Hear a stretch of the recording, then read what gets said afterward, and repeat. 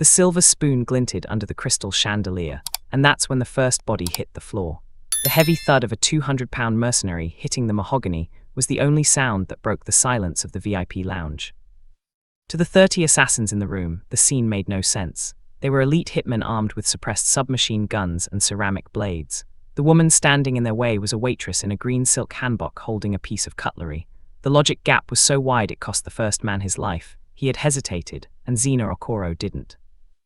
Zina hadn't planned on this. For 3 years in Seoul, she had worked to become invisible. She refilled tea, memorized the high-ton etiquette of the city's elite, and kept her head down. She was a hidden master, living a double life, trading the high-stakes violence of her past in Nigeria for the predictable rhythm of a service bell. She was only 3 months away from her permanent residency, a quiet life she'd fought hard to earn. But when the lights in the Lagos-Gangnam lounge flickered, and Kang Do-jin's security detail was neutralized in a 6-second coordinated strike, Zina's muscle memory took over. Kang Do-jin, the most feared mafia boss in the city, sat frozen at the head of the table. He watched in profound shock as his invisible waitress stepped into the line of fire. He didn't see a girl in a uniform, he saw a professional predator. Zina didn't move with the frantic energy of a street brawler. She moved with a cold, professional efficiency that made the assassins look like amateurs. The lead hitman lunged with a tactical knife. Zina didn't retreat. She stepped into his guard, the curve of the silver spoon catching the light before she jammed the tip into the nerve cluster beneath his jaw. His eyes rolled back instantly. His nervous system shut down before he could even register that he'd been hit with a dessert spoon. The room erupted. Zina spun, her green skirt fanning out as she dismantled the next 2 men. She wasn't just fighting, she was handling them. She used the spoon as an extension of her hand, striking pressure points and shattering wrists with the reinforced silver handle. It was a complete status inversion. The help was now the only thing keeping the boss alive. Every strike was calculated. She utilized the stillness in chaos technique she'd perfected years ago. While the assassins scrambled, confused by a weapon they hadn't been trained to counter, Zina remained stoic. She didn't feel rage. She felt the familiar, rhythmic click of a job being done. As the body count rose, the air in the lounge grew heavy with the scent of copper and expensive cologne. Zina caught her reflection in the mirrored wall behind the bar. She knew that by the time this was over, her anonymity would be dead. The quiet life was a luxury she could no longer afford. By the time the 20th man fell, clutching a ruined throat, Do-jin's eyes met hers. The power dynamic of the room had shifted forever. He wasn't the man in charge anymore, and she wasn't the woman serving his tea. He was a survivor, and she was the reason why. Zina tightened her grip on the bent spoon, her eyes scanning the remaining 10 men. She was going to finish this before the steam stopped rising from the tea on the table. The Lagos-Gangnam lounge was a masterclass in architectural tension, a place where the jagged neon of Seoul's skyline met the warm, earthen textures of West Africa. Beneath massive crystal chandeliers, the air tasted of expensive cognac and spattered suya spice.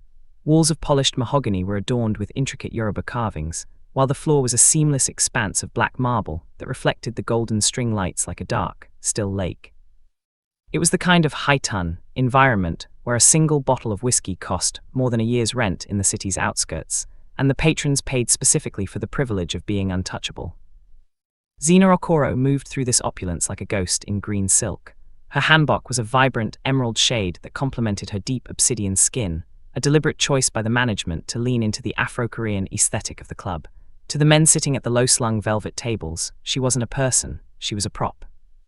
She was the silent hand that replaced an ashtray before it was full, the shadow that refilled a porcelain tea service without interrupting a multi-million-won negotiation. She had spent 3 years perfecting this invisibility.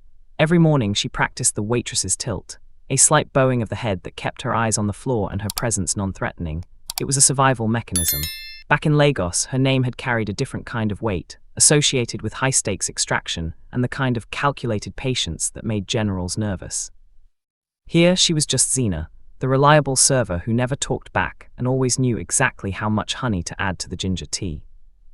Her residency permit was tucked safely in her locker, only 3 months away from permanent status. That little card represented everything she had sacrificed for, a life where no one looked for her, where the only rhythm she followed was the chime of the service bell. She kept her hands soft with expensive lotions to hide the hard, flat calluses on her knuckles, and she never, ever looked a patron in the eye. The lounge was particularly busy tonight. The bass from the Yoruba highlife tracks thrummed through the soles of her flats, grounding her as she navigated the crowded floor. She moved with a rhythmic, gliding step, weaving between bodyguards who stood like stone sentinels near the entrances. These men, heavyset, scowling and obvious, were the loud kind of security. They were meant to be seen. Zina, however, was the stillness in the chaos. She noticed the things they missed.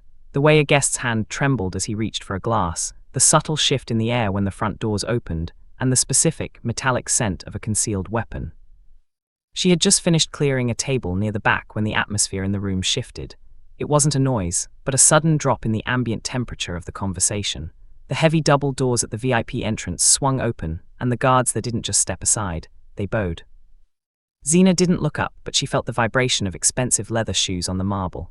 She moved toward the service station, her movements fluid and unremarkable. She picked up a fresh tray, her grip steady and professional. She knew who was entering. There was only one man in Seoul who commanded that kind of gravity. As she prepared the premium tea service for table 4, she caught her reflection in the polished brass of the samovar. For a split second, the quiet server mask slipped, revealing the cold, professional efficiency of the woman she used to be. She quickly smoothed her expression, adjusted her emerald sleeves, and stepped back out into the golden light. She had a job to do, and as long as she stayed invisible, the world remained safe.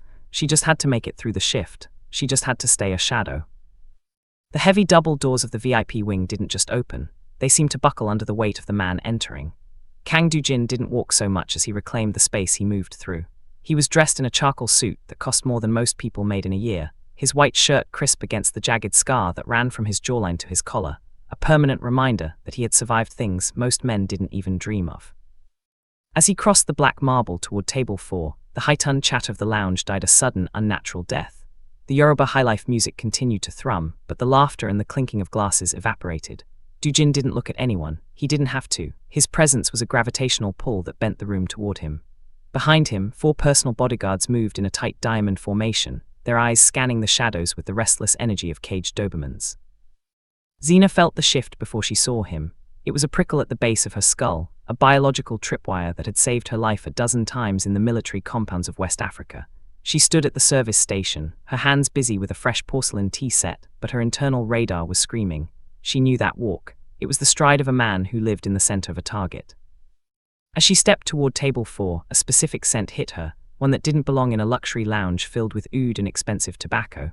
It was the sharp, metallic tang of ozone and damp earth. It was the smell of wet pavement that precedes a massive summer storm. In Zina's world, that smell didn't mean rain. It meant blood was about to be spilled on hot asphalt. She reached the table and began the premium tea ritual with the practiced, mechanical grace of the invisible servant. She kept her chin tucked, her eyes focused on the amber liquid as it spiraled into the cup. Doo-jin sat heavily, his large hands resting on the mahogany table. Up close, he looked exhausted. The skin beneath his eyes was tight, and his fingers tapped a restless, erratic rhythm against the wood. He wasn't just a boss tonight. He was a man waiting for a blow he knew was coming. "Ginger and honey," Zina murmured, her voice a low, melodic vibration that stayed below the threshold of the table's conversation. She placed the cup exactly 2 inches from his right hand. Doo-jin didn't acknowledge her, but his tapping stopped. For a split second, his gaze drifted toward her hands, soft, lotioned, and seemingly harmless. Zina felt his scrutiny like a physical heat, but she didn't flinch. She maintained her stoic focus, her breathing shallow and controlled. She was a master of the stillness in chaos, and right now, the chaos was coiled just outside the lounge's perimeter. The air in the VIP section grew impossibly thick. Zina's ears, tuned to frequencies the other servers ignored, picked up the faint, rhythmic clicking of heavy boots in the hallway, too many boots for a standard security detail. The smell of wet pavement intensified, drowning out the suya spice and the jasmine. She stepped back from the table, tucking the silver serving tray under her arm. Her residency permit, her quiet life, her 3 years of silence, it all felt suddenly fragile, like the thin porcelain she had just set down. She looked at the exit, then back at the man at table 4. He was a monster, a king of the underworld, but in this moment he was outnumbered. Zina felt the familiar, cold click in her mind. The waitress's tilt of her head straightened, her spine aligned with military precision beneath the green silk. She wasn't just a shadow anymore, she was a witness to a slaughter that hadn't started yet. The storm had arrived, and as the lights overhead gave a single, ominous flicker, Zina realized she had a choice to make. She could run for the service exit and keep her anonymity, or she could stay and watch the blood ruin the mahogany. The service bell at the bar chimed once. It sounded like a funeral knell. Zina gripped the edge of her tray, her eyes narrowing as the first shadow crossed the threshold of the lounge. The guest at table 4 wasn't just having dinner. He was having his last meal, and Zina was the only one who had smelled the rain coming. The flicker was so subtle most people in the lounge missed it, a momentary dip in the golden glow of the chandeliers that coincided with a sudden, heavy silence from the Yoruba highlife track. Zina didn't miss it. She felt the sudden loss of the music's bass in her heels, replaced by a low-frequency hum of a professional-grade jammer. The smell of wet pavement was now a suffocating cloud. Then the world went black. In the absolute darkness of the Lagos-Gangnam lounge, the luxury vanished, replaced by the mechanical sounds of war. There was no screaming, not at first. Instead, there was the rhythmic, metallic hiss of suppressed submachine guns, the sound of air being punched out of lungs. Zina went perfectly still. She didn't scream and she didn't dive for the floor like the socialites at the neighboring tables. She utilized her stillness in chaos, closing her eyes to let her other senses map the room. She heard the wet thud of Dujin's diamond formation guards hitting the marble. They had been elite, but they were loud security, trained for a brawl, not a high-precision execution. They were down in 6 seconds, neutralized by professional hitmen who moved like smoke. "Stay down," a voice barked in harsh, guttural Korean, followed by the sound of heavy boots shattering a porcelain vase. Emergency red lights kicked in, bathing the opulent lounge in a hellish, strobing crimson. The scene was a nightmare of status inversion. The most powerful men in Seoul were now cowering under tables, while 30 figures in charcoal-grey tactical suits moved with lethal synchronicity. They didn't look like street thugs, they looked like a ghost army. Zina's eyes snapped open. Through the red haze, she saw Kang Do-jin. He was still at table 4, but his gravity had vanished. He was hunched over, his large hands gripped the edge of the mahogany as if trying to anchor himself to a world that was disappearing. His charcoal suit was stained with the blood of his lead guard, who lay draped across the velvet sofa like a broken doll. The lead assassin stepped into the light of a red strobe. He didn't rush. He walked with the calculated patience of a man who knew the exit was blocked and the target was cornered. He raised a ceramic blade, undetectable by the lounge's front-end scanners, and aimed it directly at Dujin's throat. Zina stood 5 feet away by the service station. To the assassins, she was just a prop in a green hanbok, a terrified waitress frozen by the violence. They didn't see the way her weight shifted to the balls of her feet. They didn't notice her hand sliding toward the tray she had just cleared. Her mind clicked into a frequency she hadn't accessed in 3 years. The quiet server was gone. The soft, lotioned hands were replaced by the lethal instruments of her past. She looked at the silver dessert spoon resting on her tray, the one she had intended to use for Dujin's ginger tea. She knew that if she moved, her residency was gone. Her quiet life was gone. The Nigerian military compounds she had fled would eventually hear the echoes of what was about to happen. But as she watched the assassin's arm tensing for the final strike, her protector instinct overrode her fear. The assassin took a breath, his blade beginning its descent. Zina didn't shout, she didn't warn them. She simply gripped the silver spoon, her thumb finding the reinforced curve of the handle. The light glinted off the metal, and as the red strobe flashed once more, the invisible waitress stepped out of the shadows. The ambush had begun, but the assassins were about to realize they weren't the only predators in the room. In the heart of the Lagos-Gangnam lounge, the rhythm was changing, and the first body was seconds away from hitting the floor. The lead assassin's arm was a study in practiced lethality. He held the ceramic blade with a reverse grip, his muscles tensing for the downward arc that would end the reign of Kang Do-jin. In the strobing red emergency light, the killer's face was a mask of cold, professional indifference. To him, this wasn't a murder, it was a scheduled deletion. Zina stood less than 2 meters away, her breath trapped in the back of her throat. This was the precipice. If she stayed silent, if she dropped to her knees and covered her head like the other servers, she would remain invisible. The assassins would finish their work, vanish into the Seoul night, and by tomorrow, she would just be a traumatized witness with a valid residency permit and a quiet future. She could almost feel the weight of that plastic card in her pocket, the price of her silence. But then she looked at Dujin. The Mafia boss was no longer the gravitational center of the room. He was a man staring into the mouth of a void, his eyes wide and reflecting the crimson flicker of the overhead lights. He looked small. He looked like the dozens of people Zina had been unable to save in the compounds back home, people who had relied on a protection that never came. The protector instinct wasn't a choice, it was a biological command. It was the stillness in chaos that had been carved into her soul long before she ever touched a silk hanbok.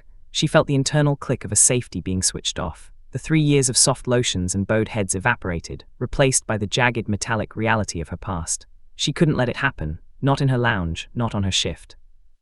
The lead assassin began his strike. The motion was fluid, a dark blur aimed at the soft tissue of Dujin's neck. Zina didn't think, she transitioned.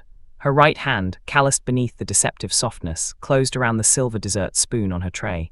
It was a ridiculous weapon, a 6-inch piece of reinforced steel designed for ginger soup, but in the hands of a hidden master, the object was irrelevant, only the intent mattered. She stepped into the assassin's personal space, her movement so sudden and silent that she seemed to materialize out of the red haze. She didn't shout a warning, she didn't plead for mercy. She simply drove the convex bowl of the spoon into the radial nerve of the assassin's forearm. The effect was instantaneous. The ceramic blade clattered onto the mahogany table, vibrating against the porcelain tea set. The assassin's arm went limp, his nervous system short-circuiting from the precision of the strike. He turned, his eyes widening as he realized the prop in the green silk was now a predator. For a heartbeat, the entire room seemed to freeze. The 29 other assassins, mid-stride in their cleanup, paused. The status inversion was absolute. The invisible waitress was standing over the most feared hitman in the city, her posture a vertical line of absolute authority amidst the carnage. Zina didn't wait for them to recover. She adjusted her grip on the spoon, her thumb pressing against the curve of the handle until it felt like an extension of her own bone. She caught her reflection in the mirrored wall behind table 4, the green hanbok, the obsidian skin, the silver flash. She knew that by making this choice, she had invited the storm back into her life. "The bill is due," she whispered, the words lost in the hum of the jammer. The lead assassin recovered his footing, his face contorting in a mix of rage and confusion. He lunged, but Zina was already moving. She was the silver flash now, a whirlwind of emerald silk and lethal precision. She had chosen her side, and as the first of the 30 assassins rushed toward her, she realized she wasn't just saving Du Jin. She was reclaiming the woman she had tried so hard to bury. The quiet life was over, but the fight had just begun. The lead assassin's collapse was the silent starting pistol for a massacre. Before his body could even settle against the mahogany, Zina had already transitioned from a statue of service to a whirlwind of kinetic energy. The red emergency strobes caught the emerald silk of her hanbok, turning her into a flickering green ghost that moved faster than the professional killers could track. She didn't use a gun, she didn't use a blade. She used the 6 inches of reinforced silver she had been holding since the tea service. The second assassin, a man built like a concrete pillar, lunged with a suppressed submachine gun. Zina didn't retreat. She stepped into the stillness in chaos, sliding past his muzzle before he could pull the trigger. With a flick of her wrist, she drove the edge of the dessert spoon into the brachial plexus at the base of his neck. The man's nervous system misfired instantly, his weapon clattering to the marble as his knees buckled. He was down before he realized a waitress had even touched him. The status inversion was total. To the hit squad, Zina was a glitch in their mission, a non-combatant who was suddenly moving with the calculated patience of a Tier 1 operator.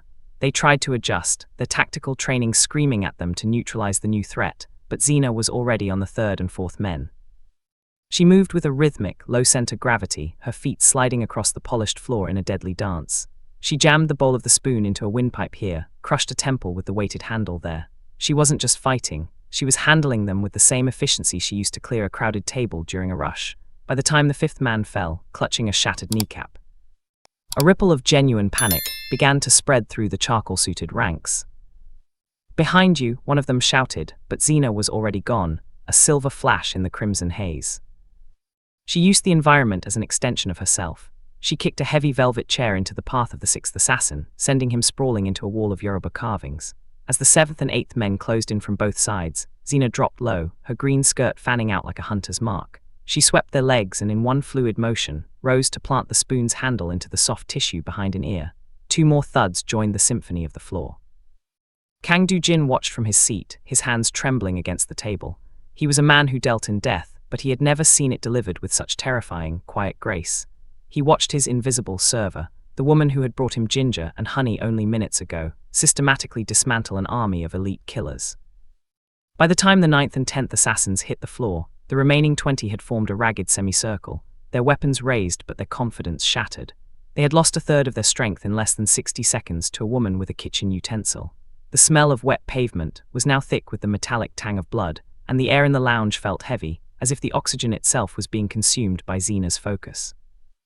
Zina stood in the center of the carnage, her breathing shallow and controlled. Her hanbok was pristine, save for a few drops of crimson on the emerald sleeve. She adjusted her grip on the spoon, the silver glinting under the red strobe like a predatory eye. She looked at the 20 men left, her face a mask of cold, professional indifference. The first 10 had been a warning, the rest would be a reckoning.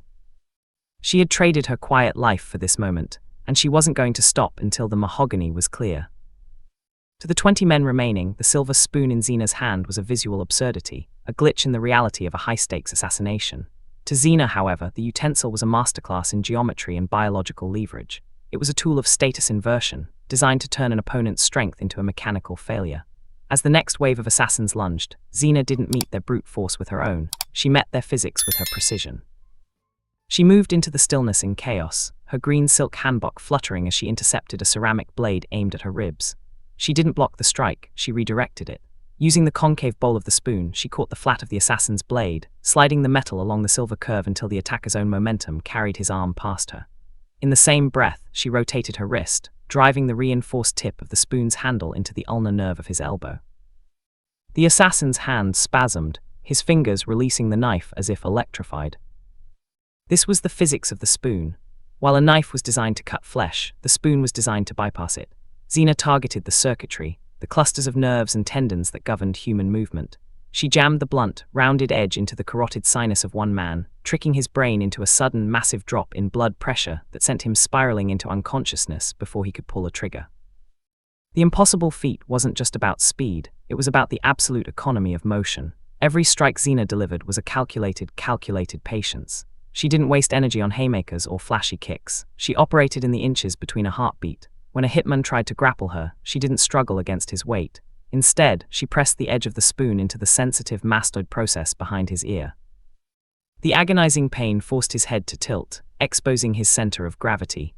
A simple trip followed, and the 220-pound mercenary was horizontal, his head bouncing off the marble with a sickening crack.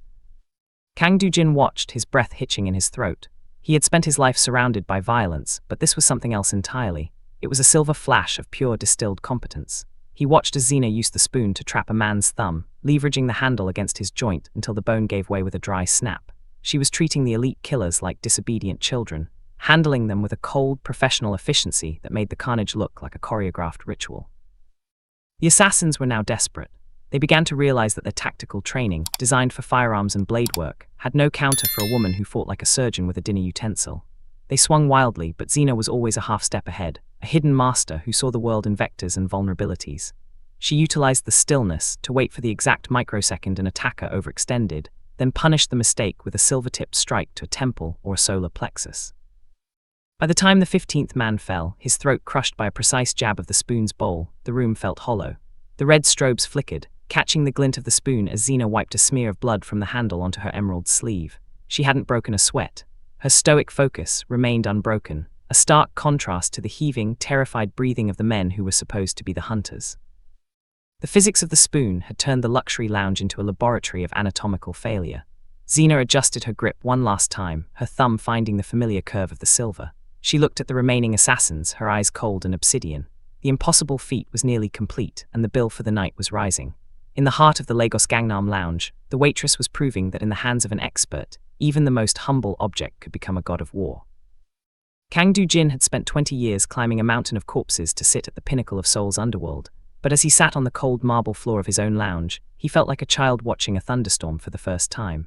The man who had ordered executions with a flick of his wrist was now paralyzed, his back pressed against the mahogany leg of table 4. His breathing was ragged, a sharp contrast to the rhythmic, predatory silence of the woman defending him. He couldn't tear his eyes away from Zina. This was the status inversion made flesh. The woman who had spent months refilling his tea with a submissive bow was now a goddess of war, an emerald blur moving through a crimson haze. Every time a red strobe flashed, she appeared in a new position, her green hanbok fanning out like the wings of a vengeful spirit. He watched, breathless, as she disarmed a man twice her size, using the silver spoon to trap his wrist before snapping the joint with a casual, sickening pop.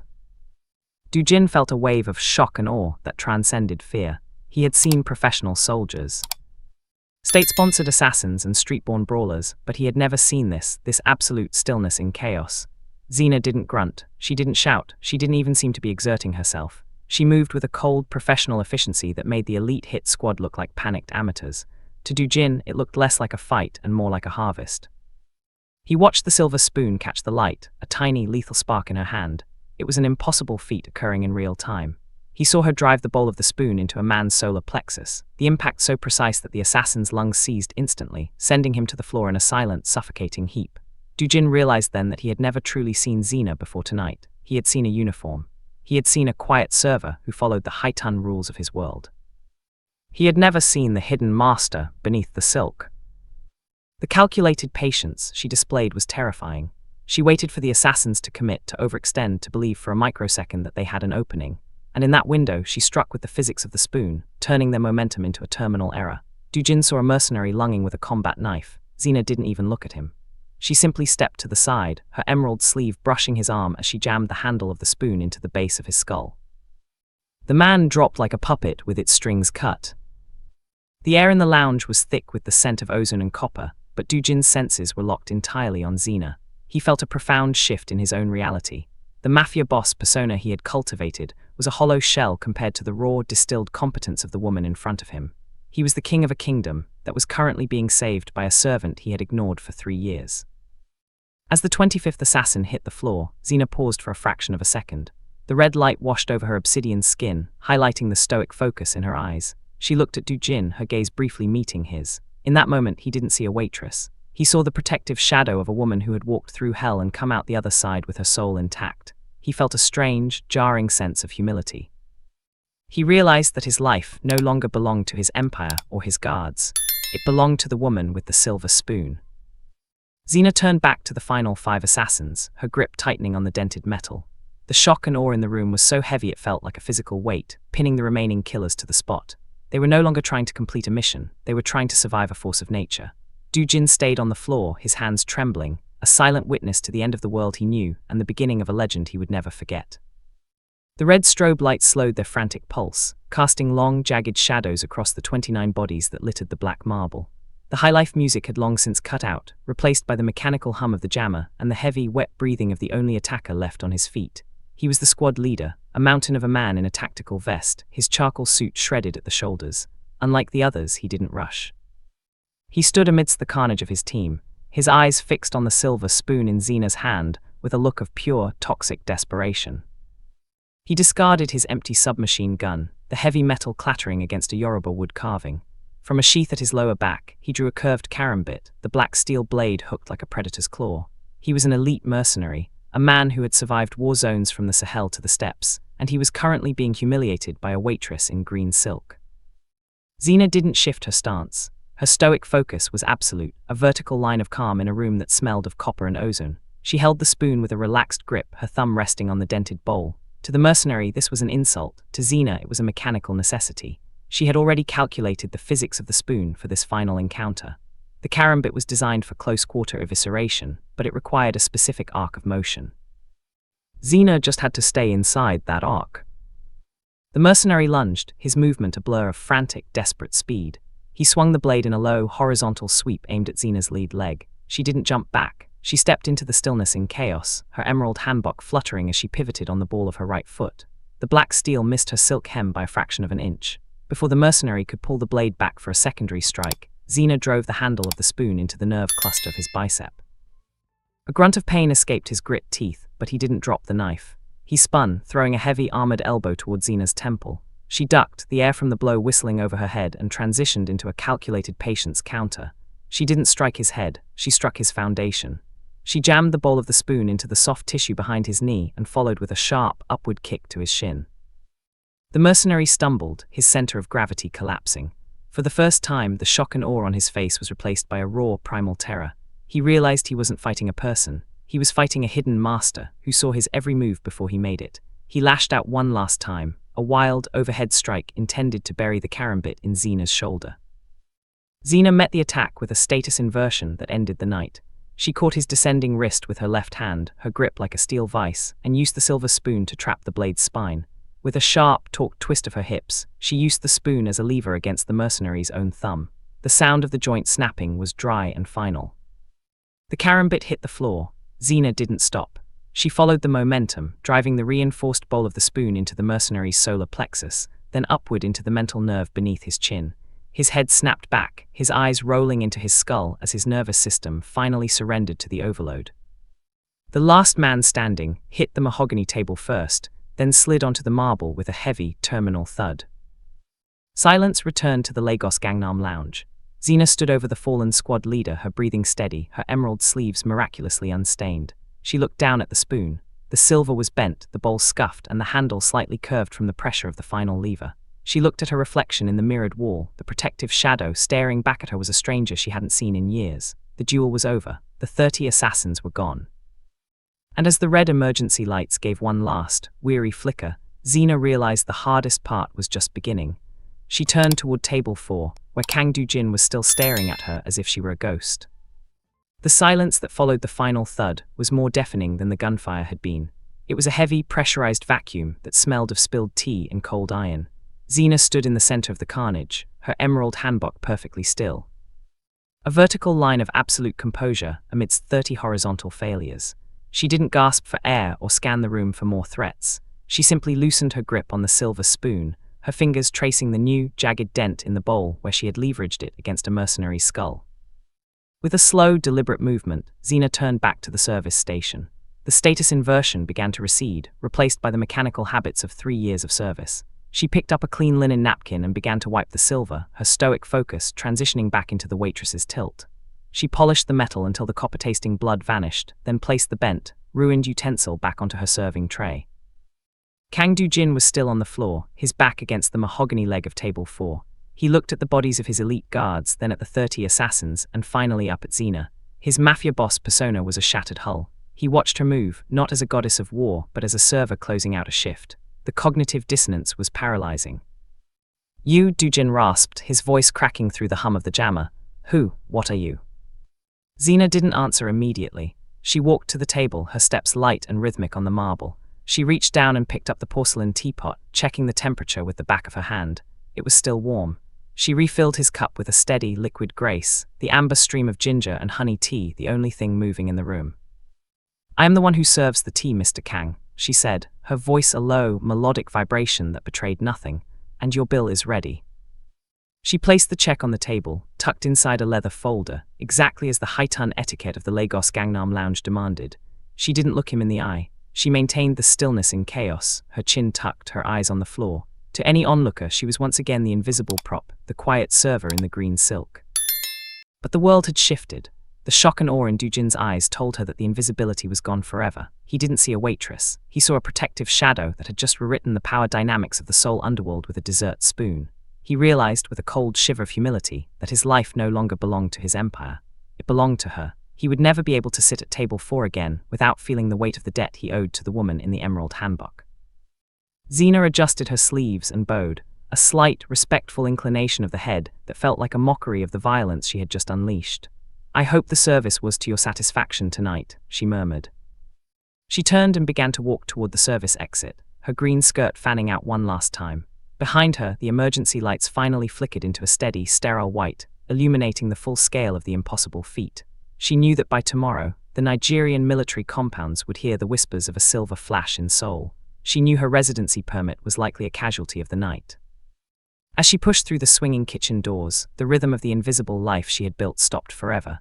The bill had been paid in blood and silver, and while the lounge would be cleaned and the mahogany polished, the legend of the waitress had just begun. Zina didn't look back. She had a new path to calculate, and this time she wouldn't be doing it from the shadows.